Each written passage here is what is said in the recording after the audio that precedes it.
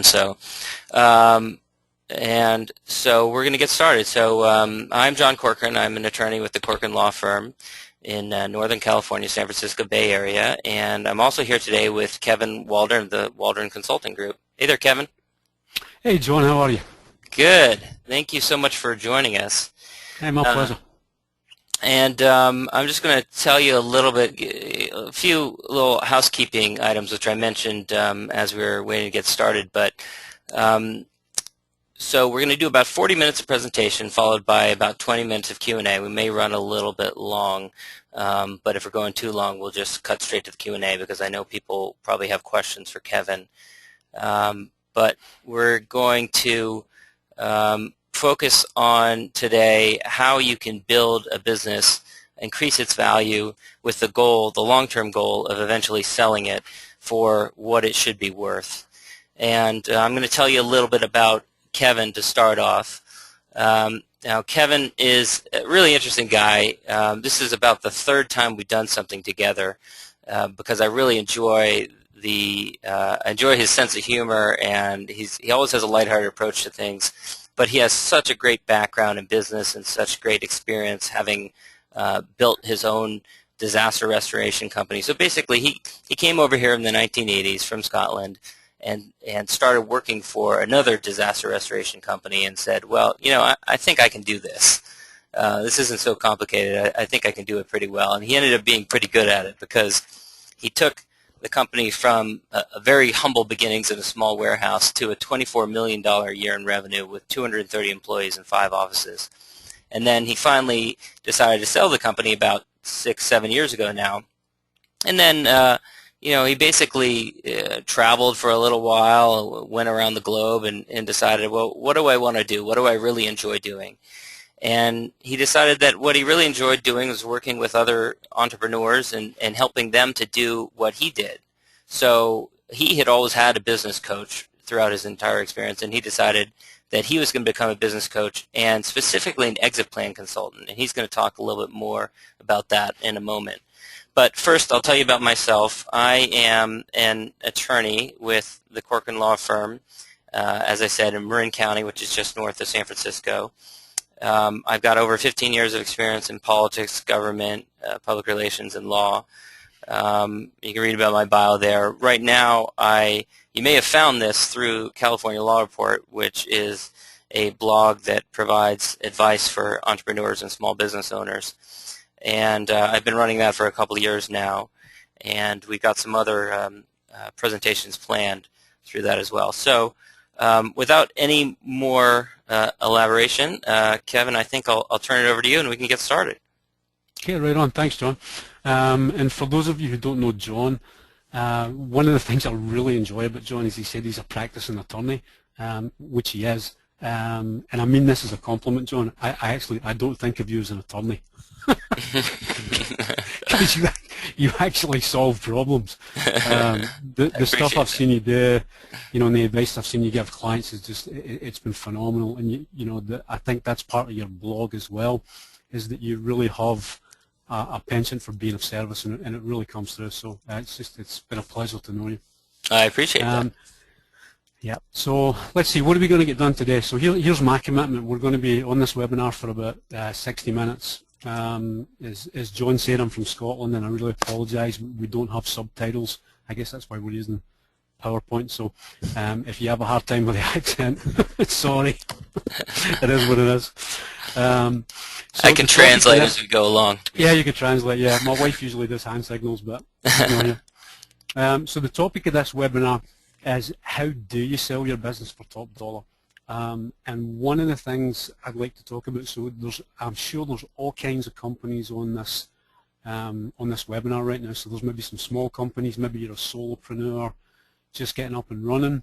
Maybe, I noticed some of the attendees on the attendee list. I mean, you've got some, probably $10 million plus companies on the line today too. And I want you to know that the content that we're going to cover today, regardless of where you're at, it's going to be valuable for you. So if you're a solopreneur getting going, it's the distinctions about what needs to happen in order for you to build a business that has enduring value are exactly the same whether you're a solopreneur or whether you're a $20 million a year company. It doesn't make any difference. I'll tell you real briefly, I don't want to do the old walk down memory lane, but I got really lucky when I started my business because I knew absolutely nothing. I mean, my business acumen was working for a guy. I came here in 1985, worked for a couple of years, played soccer, chased girls, did all the things that we come to California for. And good training as an entrepreneur. Good training as an entrepreneur, absolutely, absolutely. San Francisco was a really fun town to come to. But getting going in business, I had no idea. I had no business training. I did 2 years of community college, and when I started, I worked for somebody that was, let's just say, less than ethical. This guy was not a good businessman. He cheated on his taxes. He cheated his employees. He wasn't nice to his customers. So when I decided to go on my own, pretty much my business strategy was just to do the exact opposite of what my old boss did. That's how much I knew about business. And I got really, really lucky because I bumped into a guy named Michael Gerber, who ended up becoming one of the most famous entrepreneurial books ever. It was called The E-Myth. Some of you may have heard it or have read it. And it basically scared the bejesus out of me because 2 months before I started my company, I did a seminar, and the guy says, okay, where do you want your business to be in 5 years? And I thought to myself, 5 years? Are you kidding me? I don't even know where I'm going to be in 5 months, never mind 5 years. So it really forced me down the road of that planning process. And he made a really important distinction for me, and one that still holds true today, is that he said, if you have to be there every day, when you're running your business, if you're the guy that has to open the door in the morning and then shut the door at night, that's not a business, that's a job. So when I started my company, I was really clear. I was willing to work hard, I was willing to risk everything, I was willing to put it on the line, but I didn't want to work my fingers to the bone for 20 years and have nothing to show for it. So right from the get-go, I began to think about, all right, how could I build this thing in a way that I could sell it? Now bear in mind, I had no intention of selling it. I did not want to sell it. I didn't even think about selling it until probably 12 years into my business career. So anyway, we'll get to all that good stuff later, but I want you to know again, doesn't matter what size you are, all this content is going to be valuable. Hey Kevin, I have a follow-up question on that. So one of the examples that was used in that book was as a model to be achieved for businesses was McDonald's, and he addressed some concerns when he used that as a kind of a model to be held out. Because he said that, smaller companies might think, well, I don't want to be like McDonald's, But the reason he used it as an example was because McDonald's had created this business model where everything was systematized and could be replicated, and that's how they franchise so many. Now, do you feel that example, that model still holds up, and does it still apply even to smaller companies? I think it completely holds up. I mean, you maybe don't want to be McDonald's. You might be sitting there with a small software company thinking, all right, I don't want to be in 55 countries and of 800 stores. Neither did I when I first started. I thought I would only be one store or one location big. But what it does is it gets you to think about, it needs to just be about replicability. So when you do something, do you have processes and systems in place so that it's easy for somebody else to come in and run it, which means that as you're building a business, you can actually take time off. I'll tell you right now, I worked my butt off for 17 years until I sold that company, and we were a 24-hour emergency disaster company, so we were on call all the time. But I was home almost every night for dinner with my kids. Because that was important to me. So I built a company that had a management team in place, that had systems in place, so that I wouldn't have to be there 24 hours a day. Interesting. Great. Yeah. So anyway, if you're thinking about selling your company either right now or down the road, you need to start with a plan. So I think as entrepreneurs, we're all familiar with business plans and marketing plans. So if you want to successfully get out, you need to start with a plan. And in this particular case, it's an exit plan. So a real brief definition of an exit plan is it's an actionable roadmap created for owners who want to successfully transition out of their business in the next 2 to 7 years. The key being a couple of key words on there. One, roadmap, so it needs to be written down. Two, actionable, so it's not like a dusty plan that you end up making this huge binder and it sits on a shelf and it never goes anywhere. You actually do something with it. And two or three, it gets executed over the next 2 to 7 years, depending on when you want to leave. Now, is this a massive document? I mean, what are we talking about here? Is this something that can be written on the back of a cocktail napkin? Is it? I mean, we're talking about reinventing the phone book. No, how I much think time? it needs to start on the back of a napkin, and maybe that's one of the things we'll just jump into right now.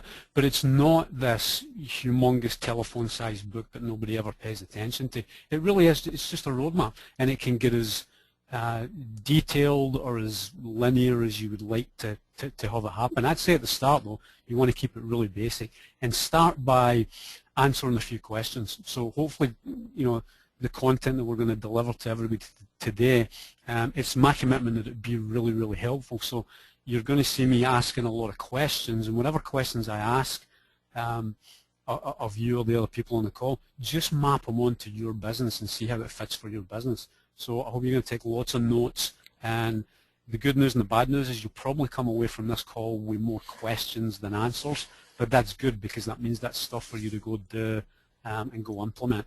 And actually, that's a great point. Maybe as you're talking about this next slide, people could type into the questions field on the right side what industry they're in.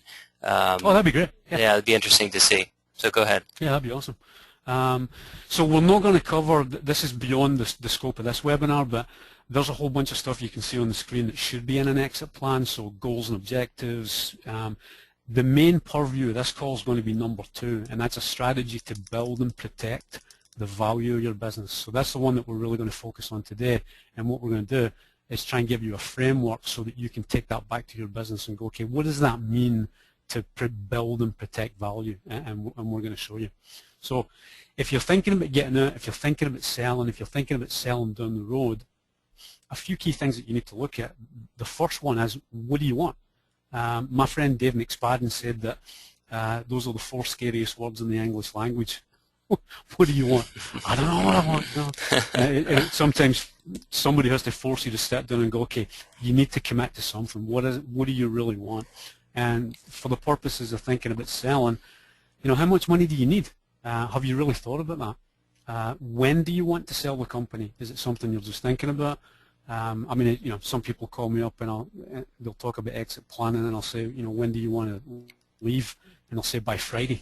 It's like, okay, if you want to leave by Friday, there's not much we can do for you in terms of building value. But if you've got, let's say, a 2 to 5 year time frame, we can go, all right, there's some really good stuff that we can put in place that'll make a difference. Now, I wanted to ask you one question about that, but first I wanted to mention we've got a number of responses here of the different kinds of business owners. We've got a small independent retail shop, we got PR communications, we got interior design services and online retail, we got landscape contractor, commercial industrial, so a number of different types of businesses here. Awesome. But I wanted to ask you, consulting as well, I wanted to ask you, why wouldn't you sell to a third party? I mean, that seems like the most logical person to sell for, or entity to sell for. I mean, isn't that where you're going to get the biggest bang for your buck? Some outsider, some larger company that is willing to buy you up? It would seem so. So here's and the beauty of anybody that ever talks with me is I'm completely candid. That was the biggest mistake I made when I sold my company. And I sold it to an outside company. I sold it to a big franchise company that had 40 locations across the United States that wanted to get into specifically water damage restoration, just the emergency services part of it. And the mistake that I made was I did a great job of building up a really good management team. I mean, I trained and developed a staff that was just absolutely crackerjack, and some of the people on this call know who they are and actually still communicate with them and still doing projects with them. The mistake I made was not even thinking that it was possible to sell to my employees.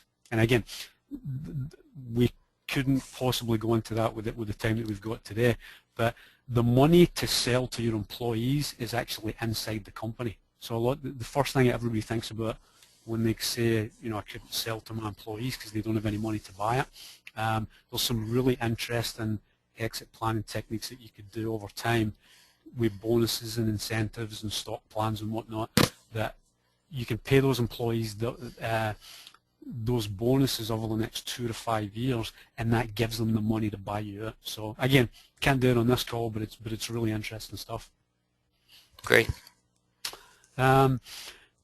Fourth one, you would need to decide when you want to leave. Do you want to maintain a management role? Do you want to hang around, or do you want to make a clean break? If you're selling to a third party, they may want you to stay on for a certain period of time, and usually it's a comfort level thing. The stronger your management team is in place, the less they care if you hang around. If your management team's weak, they're going to want you to be there for a lot longer. And then the last one is, what do you want to do next? A lot of people don't even think about that. I think the days of everybody thinking they're going to retire and go play golf and lie on the beach or play canasta, nobody's doing that anymore. So have you figured out what it is that you want to do next? You want to do something philanthropic? Do you want to travel the world? You know, take all that stuff into account as you're looking at it. Let's see, the next one is, what's my business really worth? To me, that was always one of the most interesting questions. And where do you go to find out? And I'll just say for the people on the line right now, if you're a smaller company, let's say maybe up to $5 million in size, the easiest thing to do is go talk to a business broker.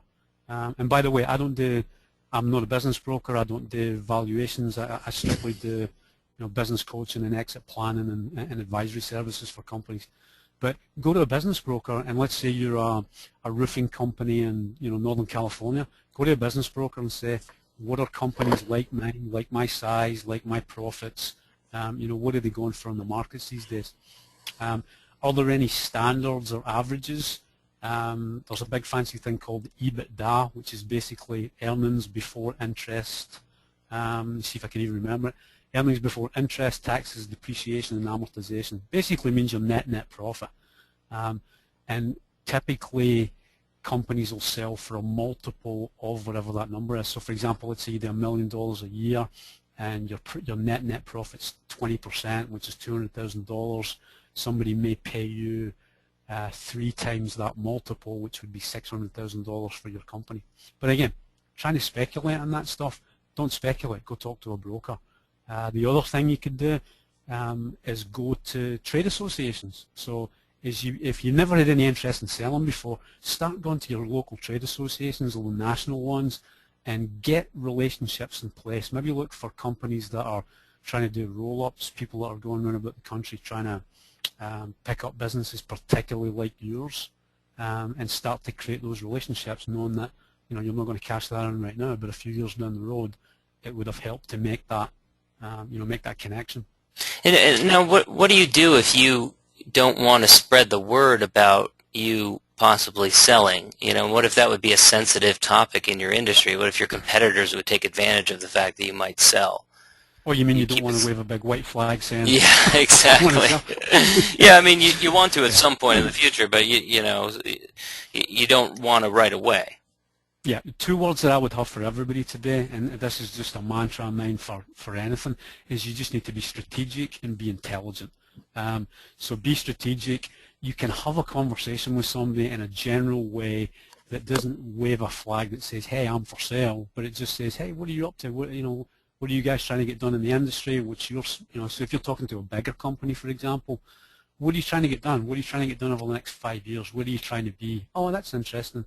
And then just like you do when you're doing your marketing, you just drip on those people and just stay in touch, stay in touch, stay in touch. And when you get a little closer to the edge, when you want to make a decision about selling, you've developed that relationship, and hypothetically, it's calling them up and saying, hey, you know what, we've been talking for a couple of years here. I might be thinking about selling down the road. I'm not sure. I'm quite happy doing what I'm doing. What would you recommend if you were me? And just open a conversation up like that. Okay, great.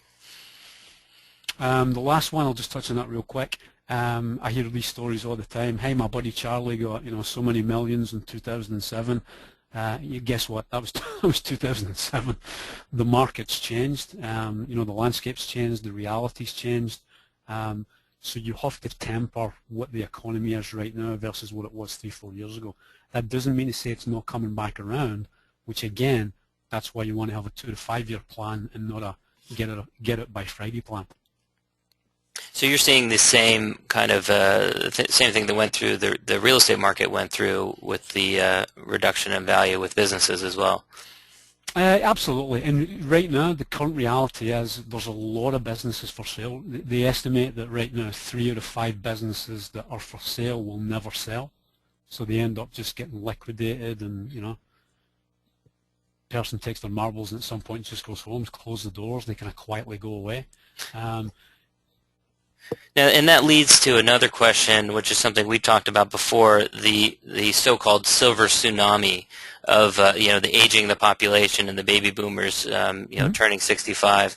How do you see that affecting business sales with a lot of people reaching retirement age? Yeah, well, I mean, if you think about it, John, I think it was last February sometime, the very first baby boomer turned 65 a year ago.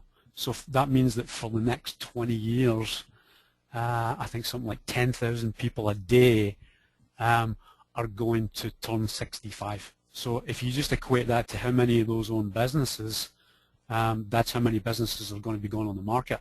So consequently, it's going to be one of I mean, how would you say it, like the prettiest pig wins? So if there's 5 businesses for sale, which one's going to sell? It's going to be the one that looks the best and the one that has the most value. Got it. A key distinction to think about is when you're looking to sell or looking to build to sell is here's what buyers are really buying. They're really buying, I didn't understand this for a long time, but they're really buying the future cash flow of your company. And cash flow simply means that's the free cash flow you've got left. That's your net at the end of the year. Your cash that's in that business that's still there. So if your cash flow is $200,000 a year after all your expenses, somebody's going to pay you a multiple for that. But they're not necessarily looking at that $200,000. They're looking at what they expect it to be over the length of time that they're going to own that company. So if they plan on owning your company for 5 years and then flipping it or doing something different, they're trying to forecast out how solid that cash flow is and what they can really expect. And there's a great quote by Gretzky there. I'm a big hockey fan, for those of you who don't know. Gretzky always said why he was so good. He said, I skate to where the puck's going to be and not where it is right now. And that's what a lot of people miss. So be thinking about that. Basically, just start thinking like a buyer. This is one of these things you just got to get it in your brain and start rolling it around.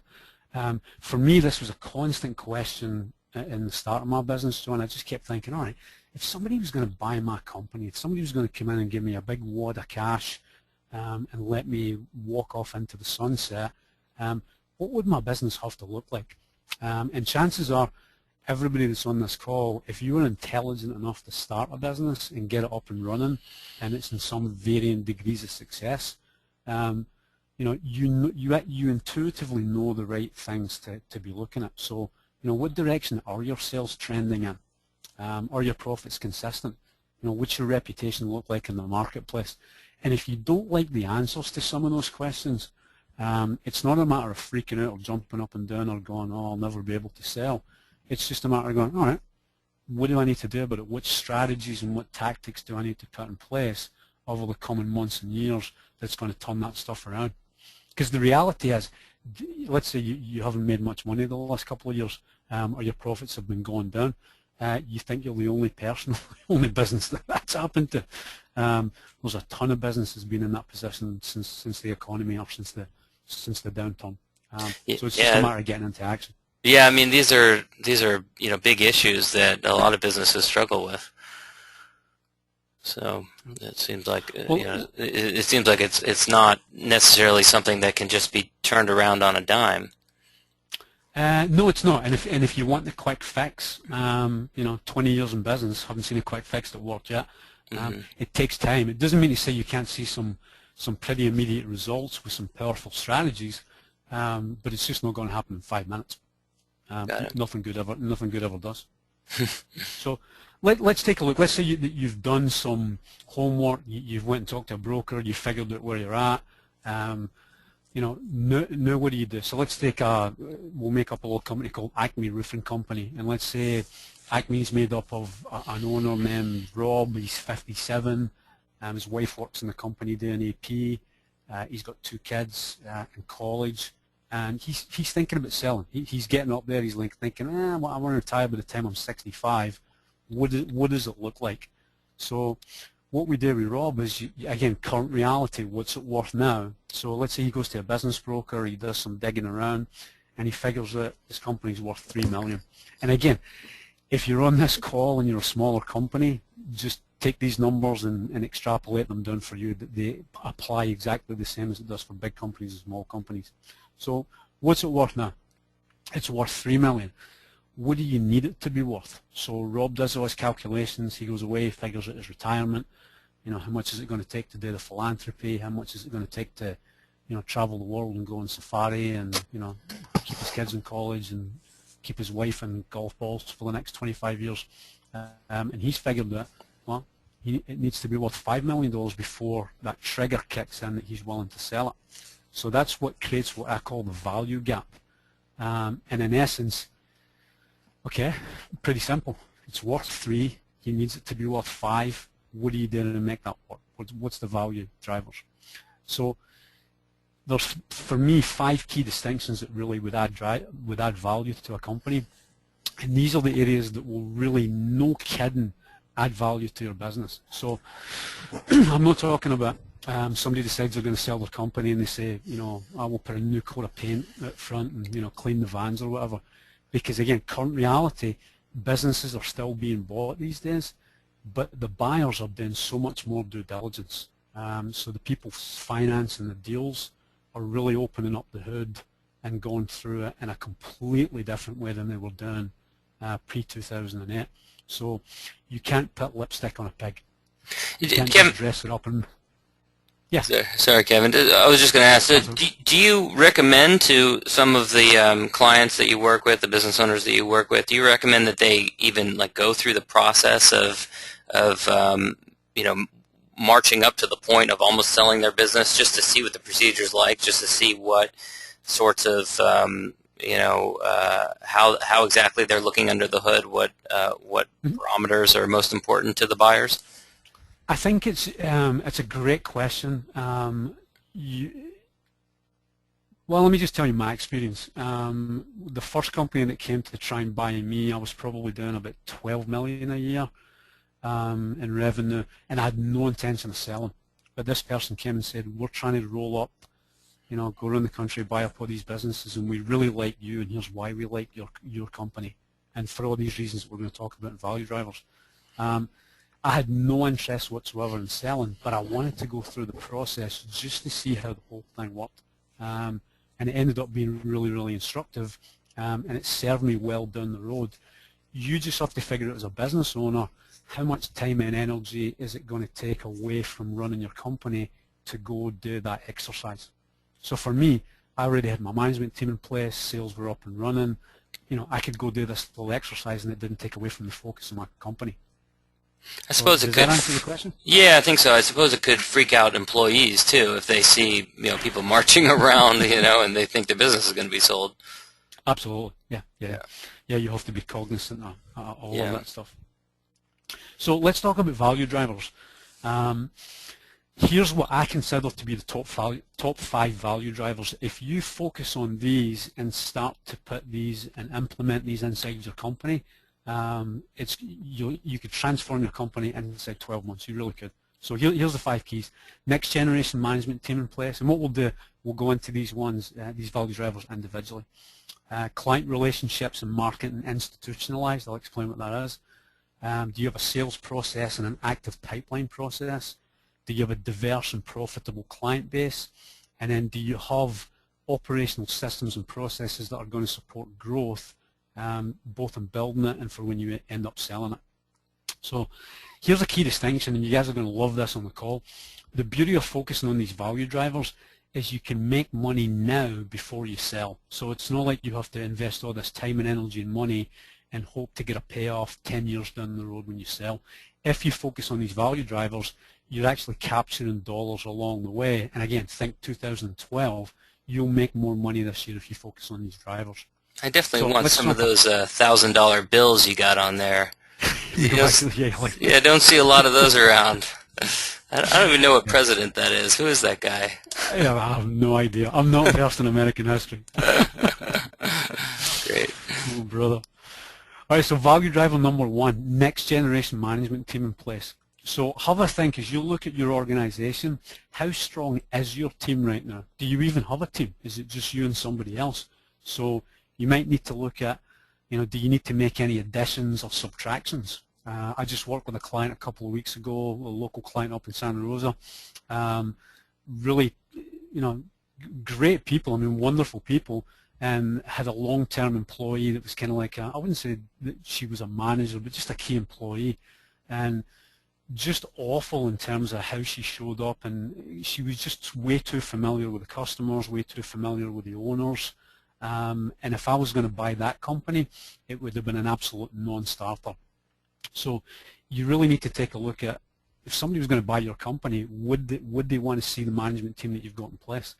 And again, if you don't have the people on board that you know you're going to need, make plans to go and get them. So, begin to think about how you're going to recruit, hire, and train those people. I got one answer here, Grover Cleveland on the $1,000 bill, apparently. So, right on. Yeah, all right, somebody knows their history. Yeah, okay. Absolutely. So I don't know if he's joking with us or what, but it could be true. That's good. No, but I want to ask about this. So you need to make addition, subtraction. So you're talking about firing people. That seems like a tough remedy. But, I guess that's what you got to do if you want to position your company to make it more attractive. Or attrition, I guess, imagine as well. Yeah, I'm definitely not a big, hire and fire guy and smoking gun and Scott stealth policy and all that stuff. But with most of my clients, and especially if they're family businesses, one of the first things that we do, and I got a couple of clients on the line right now. JP, if you're on there, this is a shout out to you. One of the first things that we do is I take the goal that they want to get achieved and we put it up in the right-hand corner, and I make them go get a photograph of their kids or their wife or their whole family and put it up there beside that goal. And then what we do is we say every decision that we make going forward is going to be made for the betterment of our family. And that doesn't mean to say we're going to be mean to our employees or anything stupid like that, because if you're smart, you'll realize the only sane way to build a business is to build it through other people. But it looks like we're really clear on what the end result is. So if somebody's not cutting it, if they're not performing the way they need to be performing in terms of, what you're paying them for, the result that they're responsible for, you got to take appropriate action. You got to coach them. You got to try and help them out. You got to try and help them turn it around. And if they can't do it for you, why would somebody else want to come in and buy your problem? And we're getting close to running over here, but I did want to ask you a quick question about what do you mean by locking people in for the long term? Do you mean just financials or a employment contract, or how do you mean? There's a few different things we could do, and again, we probably couldn't get into all of them, but key things like bonus systems. If you're going to sell down the road, the first thing that new owner's going to want to know, that buyer's going to want to know, is how long are your people going to stick around after you take off? So you could do something really simple like a bonus structure that pays somebody, for example, a $50,000 bonus this year, but the payout gets staggered over the next 3 years. So they maybe only get $10,000 of that 50 this year, and they get 20 the next 2 years, and that incentivizes them to stay around for a certain period of time. So the new buyer, when they buy it, they're comfortable knowing that team is going to stick around. Great. And maybe as we move along to the next value driver, I was just going to ask everyone, do you, just kind of a quick poll here, do you feel that you have currently that next generation management team in place? And I'll give the responses as we move along. Okay, value driver number 2. Are your client relationships and marketing institutionalized? Institutionalized, I don't even know where I come up with that word. It basically means it's good to be king. Everybody loves bringing in the bacon and dealing with their customers and going out and hustling for business and bringing it in. But at some point, it becomes detrimental if you're the only person or the majority of the clients have to come through you. Because again, somebody that's going to buy it is going to be thinking, what happens as soon as you take off, will all the clients leave? And if there's no good answer to that, you're not going to get as much money for your business. And the other thing is, it's just, you can't manage everybody. I mean, you just can't manage, there's only so many relationships that you can manage. So do you have a process for developing and maintaining client relationships through somebody other than yourself? It's going to be really key as you try and again, if you're a smaller company and you're trying to scale and make it bigger, you can't be in all places at all times. You have to have that client relationship run out in a different way. And just to recap the question from the last slide, we've got a mix of yeses and nos, but it looks like a couple more people saying that they had no, they did not have the next generation management team in place. That's a tough one. It's tough to have those people that you feel that you can turn everything over to. I was really clear that right from the get-go, but the bigger we got as a company, talent management for me became talent management and customer management was the two biggest parts of my job as CEO. You're constantly trying to upgrade your team, trying to make the team that you've got better by training and developing the people on your staff. I had some fantastic people that grew up inside the company. And then just like a baseball team or a football team, sometimes you have to go on free agency and bring in somebody really good for a specific position. It's all designed for you to get the kind of structure and the kind of organization that's going to make you the money you want to make. Good. Okay, moving on to number 3. Do you have a sales process and an active pipeline? Or is 25% of the clients that I deal with when I walk in the door, they say, what sales process? Don't even have one. I know a sales process is, to me, is do you have a process from when that phone rings, how do you handle that client and the potential business all the way through that system, from first contact to going out and doing an estimate for whatever project or thing you're working on, all the way through the completion of the project, and then what do you do for marketing and client relationship on the back end? And it was absolutely one of the key things for us in growing. I think we had one track period for about 8 years where we never did less than 27% increase in sales year over year. And I'll tell you right now, the vast majority of it came from having that sales process. And is that because as new people come on, you can explain to them how, when new calls come in, how they're handled? Is that what it is? Well, think about it. Just like you mentioned McDonald's. I mean, can you imagine if you get 4 different kinds of hamburgers within 20 minutes? It would be mass chaos at the cash register. So we felt that every single time that phone rang, we only had one chance to get it right, and we wanted everybody singing from the same song sheet. So if I handled you as a customer, steps 1 through 5 one day, and then somebody else the next day did 1 and 2, but they skipped 3 and 4 and then did 5, as a customer, you just didn't get a good feeling about it. You wanted that consistency where you knew how you were going to be treated every time. And then from a productiveness and effective standpoint, if I'm training somebody how to sell better, and let's say I've got one salesperson and she's absolutely crackerjack, she knows how to sell like crazy, she does all the right things, she's provides tons of value to the customer. I want to take what she's doing good and I want to train everybody else to do the exact same thing. So you're constantly updating our sales processes, you're constantly taking what works and doing more of it. Good. Okay, we are getting close to 4:45 here, so I'll try and see if we can get through 4 and 5. I told you it was going to be like drinking from a fire hose. Yeah, there's a lot of information here. It's a ton of information, but again, all good questions. So just take the questions, mull them over, and you'll start to come up with some good stuff. Yeah, and if people do want to start typing in questions as we go along, I'll try and get to them before we get to the Q&A section. Okay, excellent. Number 4 is a diverse and profitable client base, and essentially what that means is, what's your perfect client mix? So if I go into a business and they tell me they've got 25 customers, but 50% of their business comes from 2 customers, that's not a good position to be in, because if one of those customers goes away, or if 2 of them goes away, that's a huge chunk of your business that you have to replace. So you have to take a look at what's the perfect client mix. Do you want big ones, small ones, medium ones? Where do you make the most money? Some of my contractor clients, we have to figure out with them what's their sweet spot. Are they better off doing $350,000 huge remodels, or are they better off doing $25,000 cookie cutter kitchen and bath replacements? So you have to pick your niche, and again, if you're going to be in business and you're going to be busy, you might as well be doing the profitable stuff.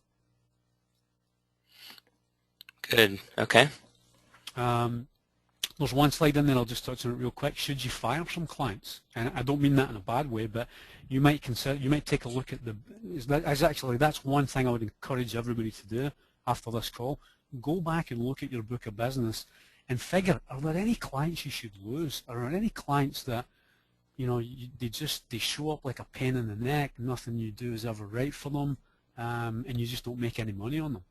There's a way that you can, ethically and nicely, without causing a whole lot of fuss, just gently let some of those clients go. It's going to be better off for them in the long run and better off for you. So again, take a peek at your book of business when you're done with this call. Can you elaborate on that a little bit?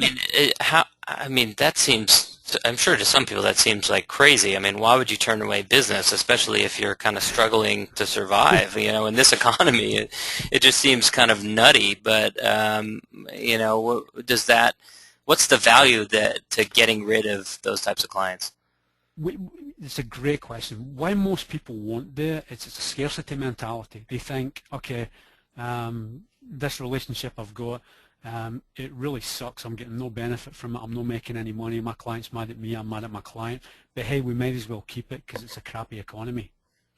Doesn't sound like a really intelligent thing to once you lay it out like that. It doesn't sound right, yeah. We've all done it. I mean, I've sat in meetings where, my accounting people are like, we should get rid of this, and I'll say, oh, but it pays for the overhead. It's like, you kidding? It just causes a lot of heartache and pain. One of the very first, I think I was in business about a year, and I hooked up with a roofing company. A great guy named Bill Shaughnessy down in Millbury. And Bill said that, and he was in business, I think, just 2 years ahead of me. And he said that at the end of his first year, he met with his accountant, sat down, went through all the books, and his accountant said, you need to fire 20% of your customers. And Bill said, what are you nuts at? I just started my company. How am I going to fire customers? And he said, 80% of your problems are coming from these 20% of your customers. And what it was these small roof patches that he was doing for like, $250 a pop. He was having to go out in the middle of the night and do them, and just taking up all kinds of resources to do them. And the accountant said, let him go. And Bill was a little bit scared to do it, but he thought, all right, accountant knows what he's talking about. I'll take the advice. And he let those clients go, so he lost 20% of his revenue, in terms of the clients that year. But by the end of the year, his total sales had gone up 50%, and his profits had gone up almost 70%, just by letting that type of client go. It was phenomenal. And you constantly need to be churning that. Not every week, but like once every 6 months.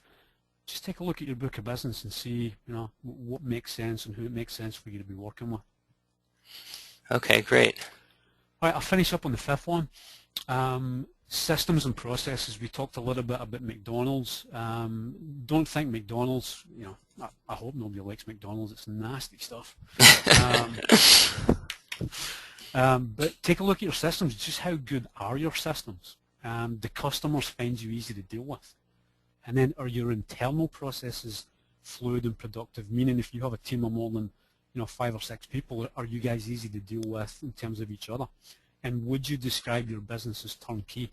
Because if somebody's going to pay you a lot of money for your company, it has to be as close to turnkey as possible. And I'm sure everybody's familiar with turnkey, right? Sure. Yeah, I want to ask you about number 3 there. So internal processes. So I think most people say, or a lot of people say, where they work is dysfunctional to an extent. I mean, every workplace with more than 3 people has got some dysfunctionality.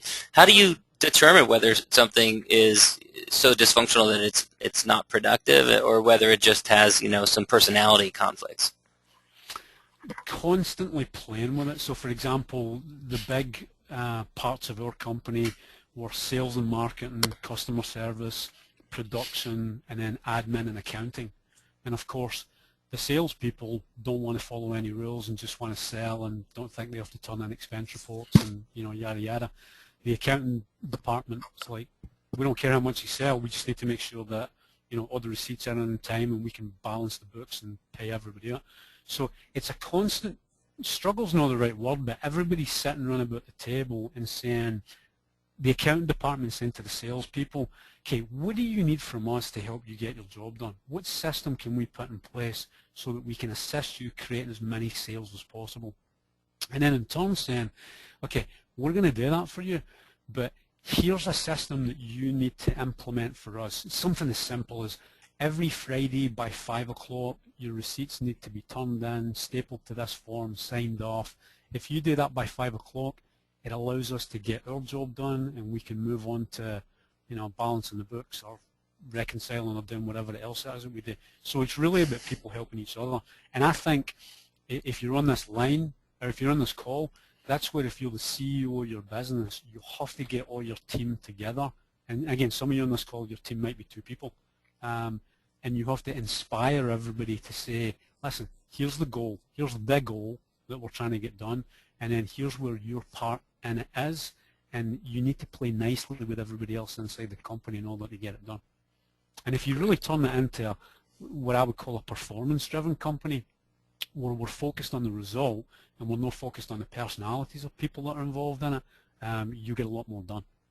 Great. So I think we're almost at the end of the hour here, and we wanted to leave time for Q&A. So I think we're almost done. You want to sum up? Yeah, I'll just sum up and then tell you, what you can get done next. So the 2 things that I would do to sell for top dollar: 1, I would create a written exit plan to maximize the value of your company and give yourself 2 to 5 years to get it done. So just write down some key points and just begin to move on it. And then for right now, get cracking on those value drivers right now. Those are the things you're going to have to put in place that's going to capture the dollars eventually, but you can start to make more money right now in 2012 if you focus on the value drivers. It seems like the great bonus of all this is that if you do it right now, you don't need to wait for some paycheck 5 years from now. Absolutely, and I'll tell you, John, I've seen businesses absolutely re-energized that were just kind of limping along, and then we looked at these value drivers and they went, well, if I did that, what would happen? And they just, like, for example, putting a new management team in place or ramping up a sales process. You see owners get excited again, get turned on. There's a sense of possibility about what they could really achieve, and it just breathes new life into that company. And do you have people who sometimes they decide, well, maybe I don't want to sell, or I don't want to sell now, I'll sell 5 years from now or 8 years from now? Absolutely. I got a client right now that 6 months ago was completely convinced he wanted to sell. I want to get the hell out of here. I hate this. I'm bored. I'm tired. I want to sell. We go in, we do some value driver work. And he's like an 18-year-old kid again. I mean, he wasn't that old to begin with. He's just, he's running about like a young buck now. He's signing up contracts. He's back in the field. He's dealing with customers. We put some delegation stuff in place for him. So yeah, I mean, you can get a new lease on life if you're bored or tired too. Now, it seems like the $1 million question is, how do you implement all this stuff? I mean, people can go away from this call and do it on their own. And take the points and implement them. But I understand that you work closely with people in your coaching, and can you kind of describe a little bit more how you work with people? Well, there's a couple of different ways to work. If you want to get access to this stuff, first of all, there's nothing I've told you. Hopefully we've given you enough content that you could actually go away and start working on some of the stuff right now. And John's going to send you the file, so you'll be able to go back through the presentation. Yeah, and absolutely, we're going to be emailing out the video of this presentation so people can receive it. So that'll be really valuable. Awesome. So there's a couple of different ways. If you want to participate with us, you could definitely work with. And again, I didn't get the chance to talk much about you on this call, John. John's one of the absolute crack attorneys that I know out there because. He really cares about his clients. I mean, I know that sounds pithy to say or whatever, but it's the truth. I mean, you really care about your clients and you're really in there to get problems solved. So if you want an attorney, call somebody else. If you want to get a problem fixed or your business move forward, call John. I don't know what you're talking about. I can't stand my clients. So here's what we've done. We put a little program together, run about value drivers, and I'm just going to spend a couple of minutes talking about this. If it's for you, great. If it's not, that's fine. So a couple of ways you can work with us. You can work with us one-on-one, which ends up being pretty spendy. And for some of the solopreneurs or smaller companies that maybe don't have that kind of scratch to sit down and coach one-on-one, we've set up this Business Profit Academy, which is basically a 6-week group coaching program. It starts next Tuesday at 4 o'clock, so same time as today. It's going to run for 6 consecutive weeks, and it's essentially going to cover, well, let me tell you the cost first. It's $97 per class. We're going to take all of the value drivers that we covered today, and we're basically going to do a deep dive on them. If you sign up for all 6 classes, John's got a good deal on there for $397 for all 6. And again, here's the individual classes. So class 1, how to build your team. We'll show you how to recruit, how to hire, and how to train a staff that's going to help you make money right now and in the future. We'll show you in class 2 how to get those client relationships in that market and institutionalized.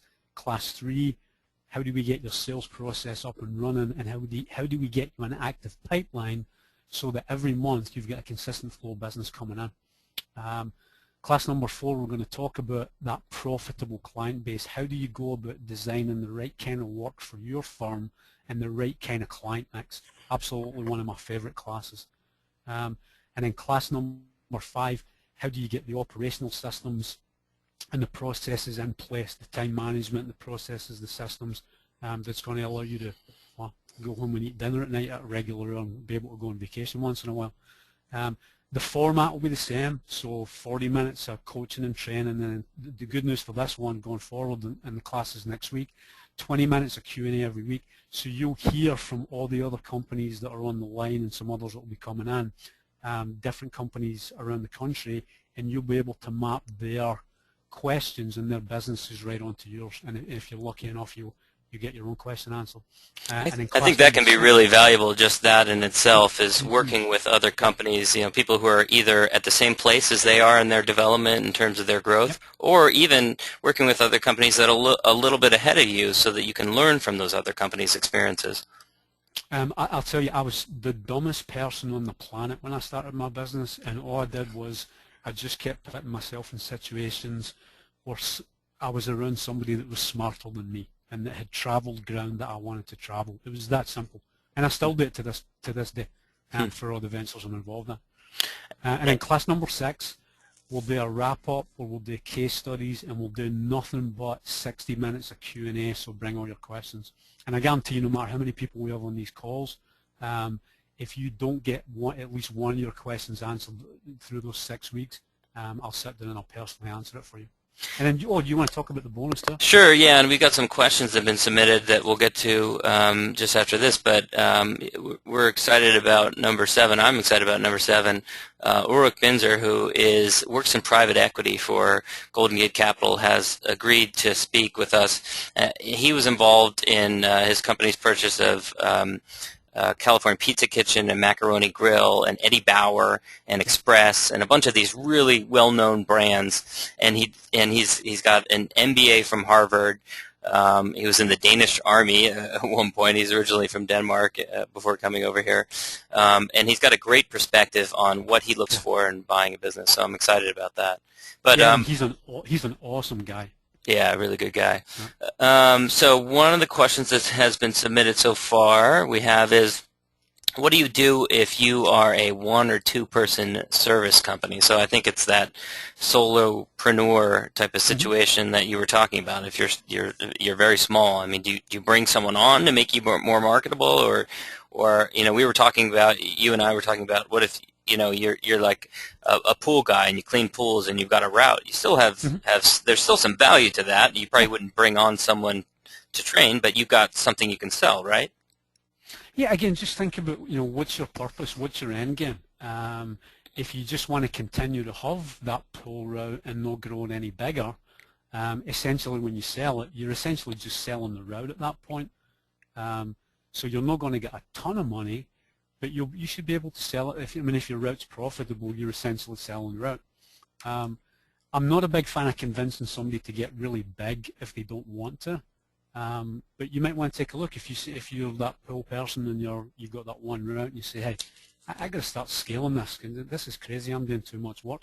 Then you would bring other people on and really try and build it into a pool service company versus somebody that just has a pool route. Because the only way you're going to make any big money is if you build a company versus a route. And then we have another question that was submitted. Someone wants to know if there are any resources available to help them decide what they want. I think they're asking like a questionnaire or online resources where they can help them decide what their next step is going to be after they sell or how much money they need. So that question is in terms of what they want to do next after they sell? I believe so, yeah, in terms of selling the company. Well, you mentioned at one point about people whose priorities change. You know, they decide they want to sell 6 months from now, and then they start implementing the value drivers, and they decide they want to sell 5 years from now.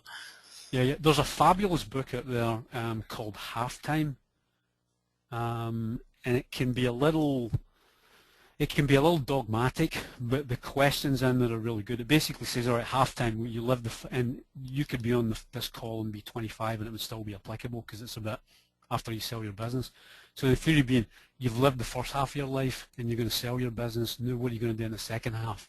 And they talk about, in that book, moving from success to significance. So I guess the theory being at that point, you've made a bunch of money, you've done really well. Now, how do you create something enduring in the world? And it doesn't mean to say you don't go, traveling and then go to Mexico and go on safari and all this good stuff, but you're really making a bigger difference in the world. So, excellent book. Help you think through some of that stuff. Yeah, it looks like it's by Bob Buford, Bob Buford, yeah, exactly. B-U-F-O-R-D. Just looked it up. Yeah. Another question someone submitted is, how do you know if you have a good client mix? If 50% of your business is from 2 clients, is that not a good mix? Well, I'll put it one way then. That means that 25% of your business comes from one client. So what happens if that client gets hit by a truck? What happens if that client, you're getting all of the work from somebody inside that business and they end up getting fired? What happens if one of your employees does something stupid and the customer gets upset and decides to sever ties with your company one day? 25% of your revenue just walked out the door. How quickly can you replace it? Our standard metric, the biggest I ever wanted to get, and I exceeded it a few times, and then I had to actively work to get it done, was 20%. So I was willing to have one customer be at least 20% of my business. Once it got close to that, I had to take steps to either dial that back down or increase sales in other areas so that percentage got diluted. Great. Okay. So next question is, how do you get clients to stay after you sell the company? How do you get clients to stay after you sell the company?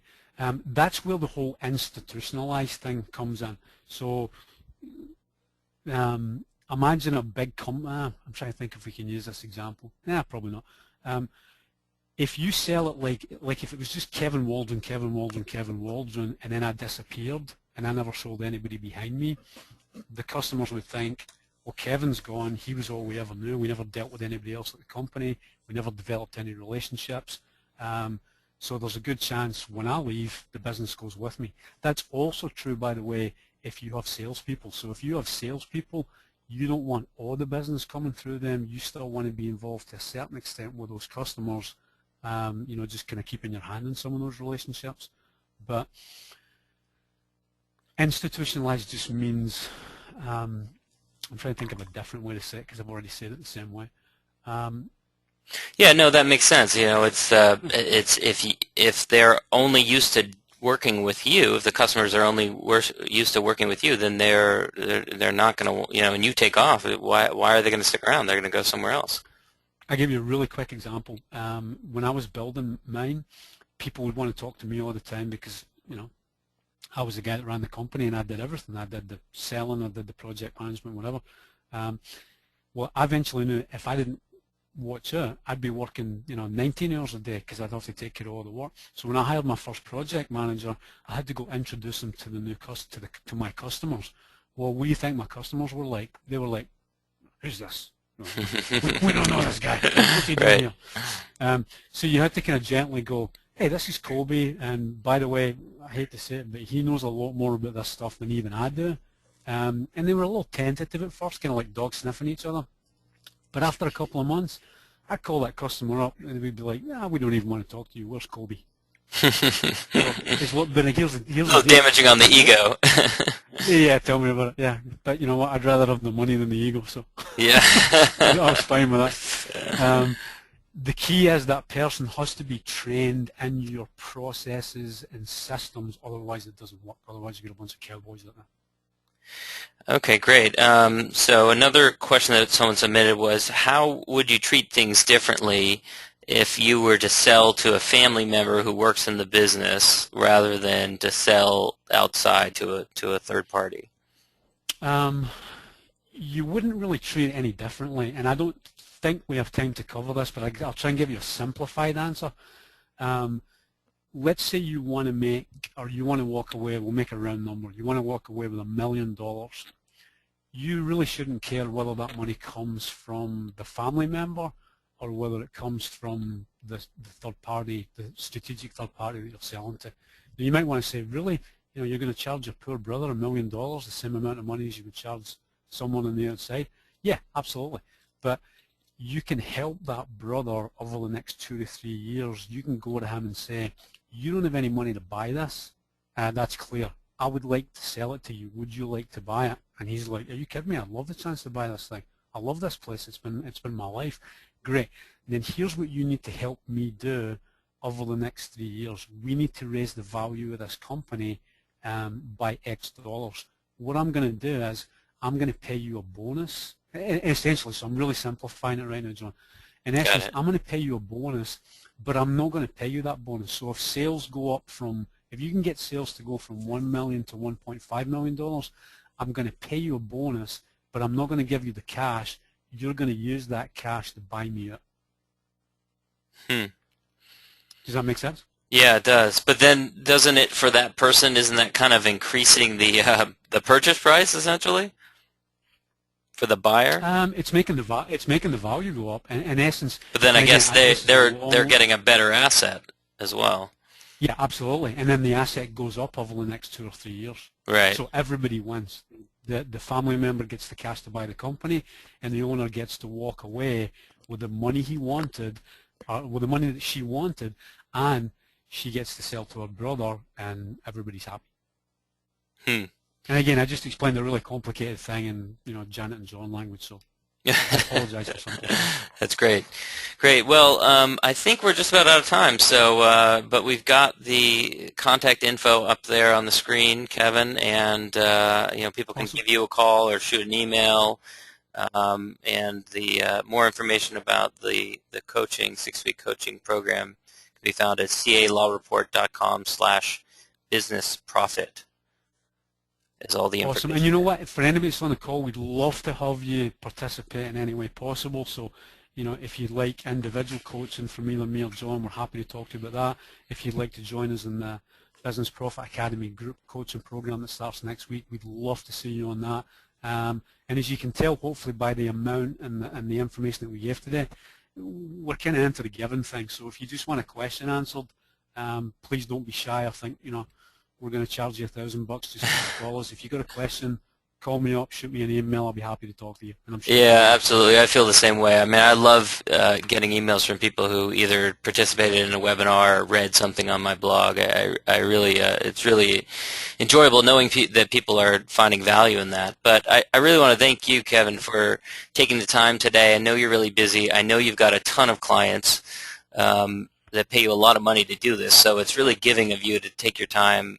And hopefully this coaching program will be able to reach people who maybe don't have the money quite yet to do full one-on-one coaching with a business coach, but on the other hand, they know they need some help, and they need some help with implementing these things. So, I think it's great. So, yeah, and there's a bunch of people saying thank you on the in the question panel here. So I want to thank everyone for participating and for and being with us.